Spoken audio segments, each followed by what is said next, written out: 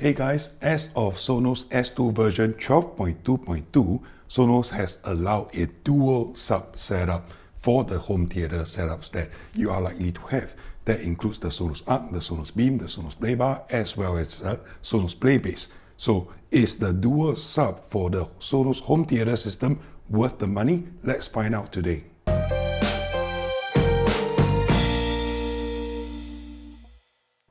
So in front of you here, we have the Sonos Sub Gen 2 and the Sonos Sub Gen 3. The small little differences. Sonos claims that there aren't many differences, but it's just that they have not uncovered everything. They have not listed all the differences down. If you are keen to find out all the differences, do check out the playlist on my YouTube channel, which will detail all the differences between the Sub Gen 2 and the Sub Gen 3. But that's not what we're going to be talking about today. Today, we want to talk about whether it is worth the money to add another sub to your home theater setup. And in my usual fashion, I'll give you the answer right up front. Yes, it is. It is one of the most worthwhile upgrades. I've done a video on whether is it worth your while, is it worth the money to add the Sonos 5 or the Play 5s as a surround channel as opposed to the Sonos Play 1 or the Sonos 1. And yes, there is a benefit, but the benefit is probably a little bit small and the impact not as much as one would hope for, but it builds the ultimate Sonos system and it does make a difference. But today, when you add another Sonos sub to your setup, the difference is just mind-blowing. The amount of bass that is coming out from the system, you're not going to get that with any other setup that you're going to add on to the Sonos Arc. Nothing like what a second sub will do for your system. But there is a caveat to it though, which is about the room size. Okay, if your room is not big enough to accommodate two subs, not just physically, but the amount of volume, the amount of air, the amount of space your room has for the sub frequencies to bounce around, to build up, then you are unlikely to get much benefit from this setup, from adding a second sub to your setup. And that is especially so after you do TruePlay. So if you got time to stick around, let me go through all the benefits and all the cons and all the caveats that you need to have in place before you can benefit from adding a second sub to your setup. And for those of you who have not yet subscribed, if you are new to the channel, if wireless audio is your cup of tea, and if you like me going through all the Sonos products lineup and how we set up, how we get the best and the most out of the Sonos setup, do consider subscribing and leaving a like on this video and share it with your friends. So first, let's go through the process of setting up the sub for your system. Now bear in mind, there is one requirement that one of the sub must be a Sub Gen 3. This is the new Sub Gen 3 in black that I have here. My white one is a Sub Gen 2. You will see that the connect button is a square button. It is not so flush. The new one, you can't see because it's black here, but it has a newer and a more modern connect button here, which is circular in nature. And that's how we tell the two subs apart. Other than that, the Sub Gen 3 is a lighter machine, but again, I'll refrain from going through all the differences. Just bear in mind that to set up a dual sub, you need one of the sub to be the Sub Gen 3. You can add them in any order. You can add the Sub Gen 2 first, assuming you have that in your setup already. Then you add on the Sub Gen 3. It will add on, it's not a problem. Or if you already have a Sub Gen 3 and you score yourself a cheap second-hand Gen 2, which is what I recommend you do, then you can also add the Gen 2 to the system that you already have a Gen 3 inside. Now you can't just add a sub this way. You need to actually go to your setup, go to the Sonos Arc or the Sonos Beam setup, or even the older setup with the Play Bar, Play Base, even the amp. Then you can add a second sub from the menu. All right, you can't just choose a sub and assign it to that system as the second sub. You have to go to the existing system to add the Sonos sub as the second sub. So the process to add the second sub is pretty straightforward.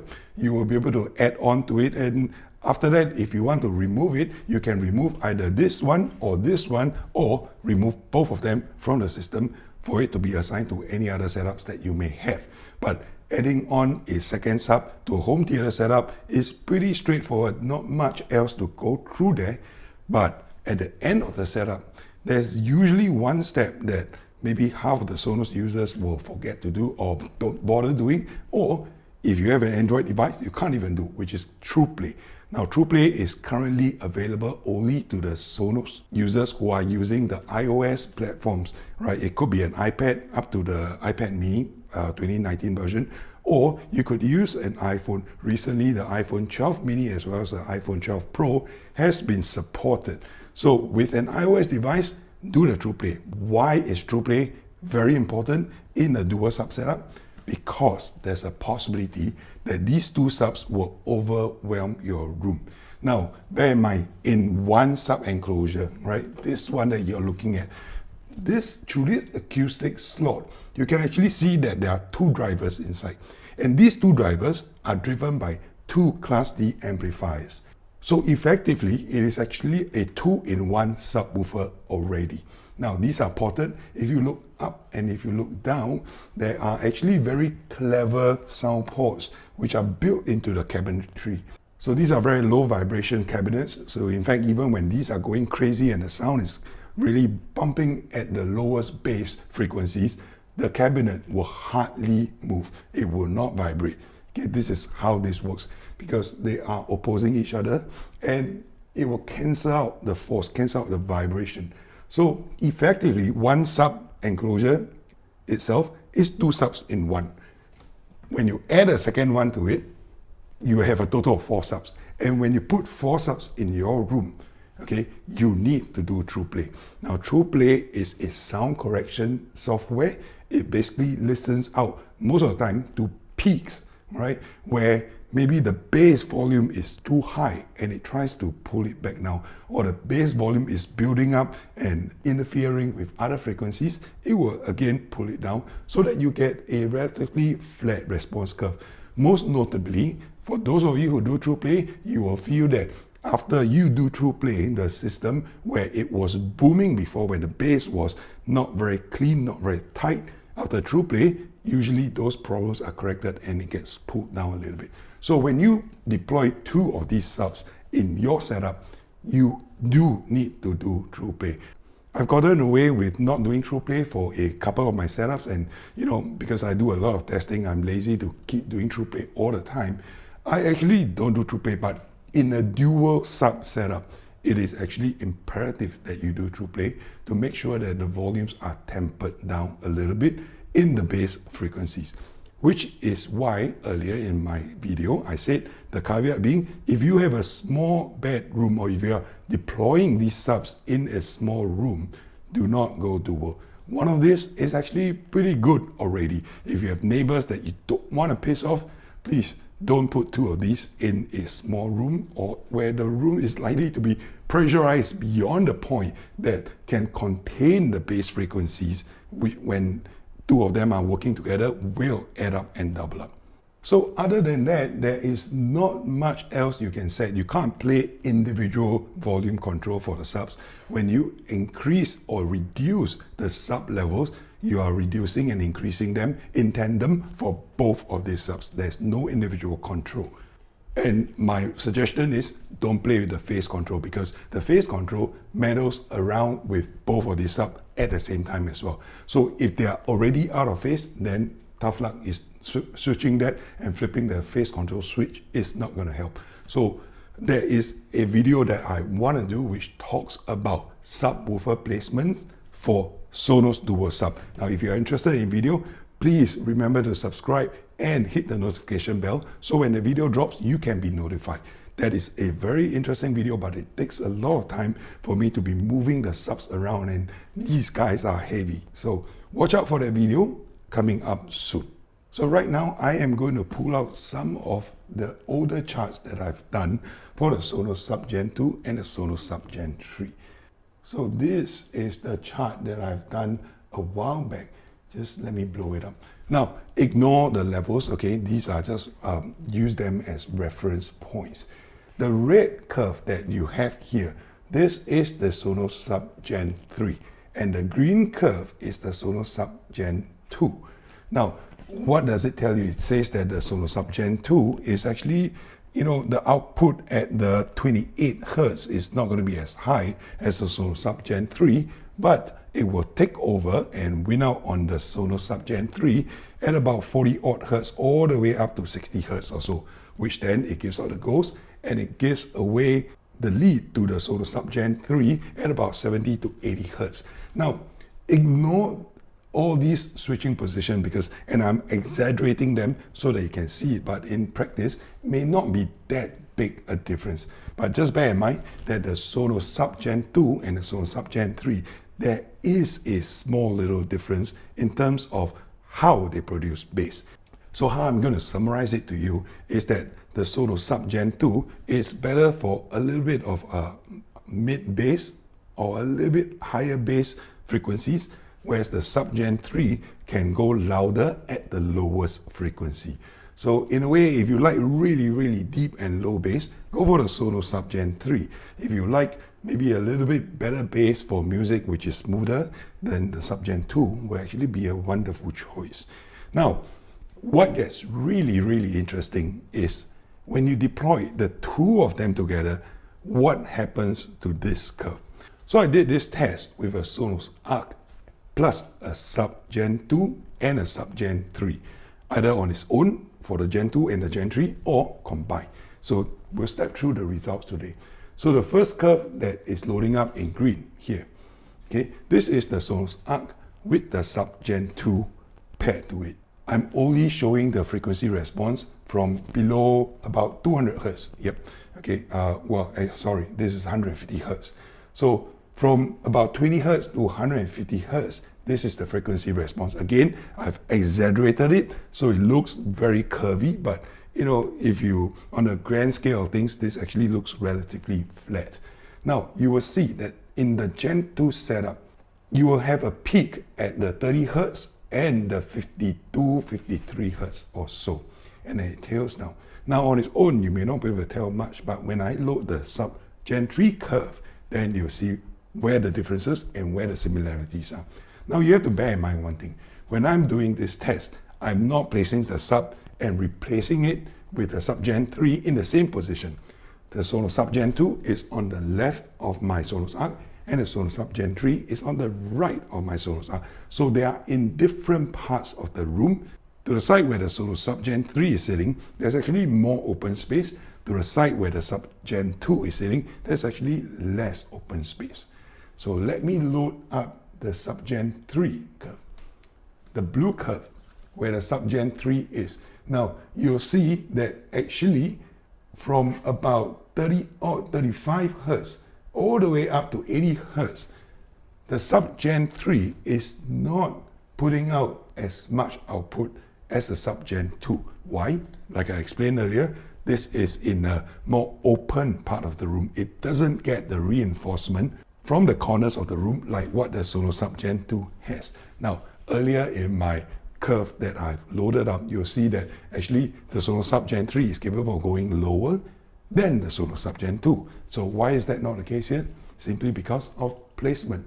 Earlier test, I did it in the same position. I did the sound measurement in the same position. I moved it away. I put back the Sub Gen 2 and I was measuring that way. But in a dual sub setup, you cannot put the sub in the same physical location. So you got to spread them apart. Now, so what I did here is to evenly put the subs to the either side of the Sonos Arc. And this is what I'm getting from the Arc and Gen 2 alone, as well as the Arc and Gen 3 alone. Now, the Gen 2 is picking out at about 50 odd hertz. The Gen 3 is picking out at about 90 hertz or so. And both of them will tail off past 100, 110 hertz.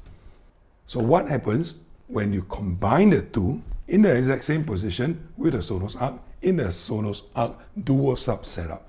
Now let me load up that particular curve, and that curve is in red. Okay, so this is why I'm saying it gives such a big improvement to the bass quality that it is going to be the best $700 you're going to be spending to upgrade your sound system. If you look at the red curve, all right, anything that is below 50 hertz or so, below 48 hertz or so, is going to be increased output in the bass region. Now, this is a big gap. Let me just mouse it over. You are looking at about 91 hertz versus 88 hertz. So that's a good 3 dB difference, 3 dB increase. And this increase is carried through all the way up to about 48 hertz or so. Now, when a combined baseline gives output that is between the two curves, right? When it's just a single sub and a single sub, it means that there's some kind of cancellation that is happening. So the output from this sub is cancelling out the output from this sub. It's not ideal, but it is what it is, unless you're doing a lot of experimentation and a lot of shifting around. You know, it could take days to get the setup perfect. Otherwise, you're going to have some parts of the curves that will cancel each other out. But for most parts, you can see that there is a greatly improved output from just putting one of the subs. Okay? If you ignore the shifting here and there, just look at below 48 hertz, this area, this region, you're going to get increased output. Now, hard for me to convince you via these kind of curves, but my listening experience is that the bass is delivered a lot more evenly. Now, this frequency response that you are looking at is actually being delivered with the Sonos Arc right in the middle of two Sonos subs, the Gen 2 and the Gen 3.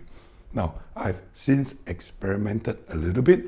There are a few sub placement principles, right? You could do the subwoofer crawl. You could make sure that the subs are in the corner if you need some reinforcements.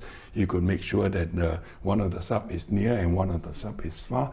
There are plenty of these strategies to deploy when you are trying to deploy two subs into a single setup.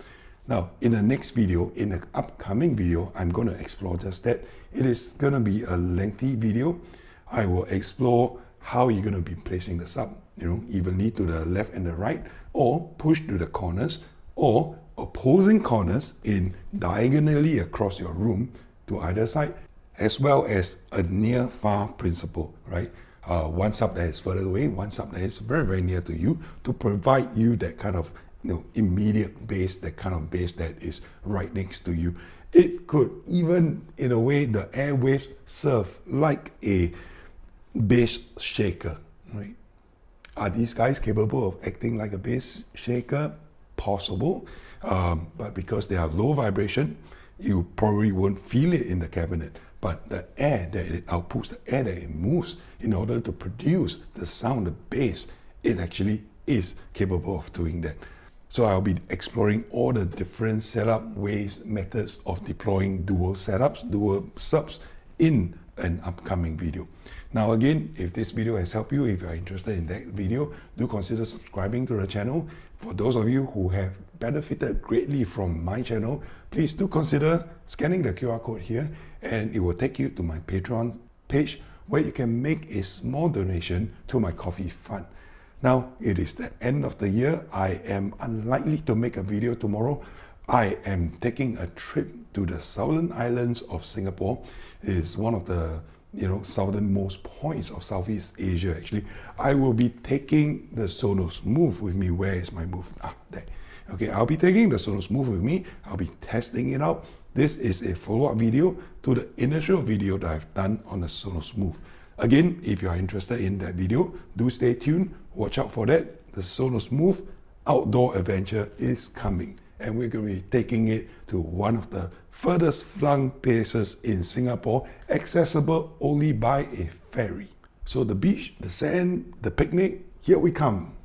I'll see you in my next video.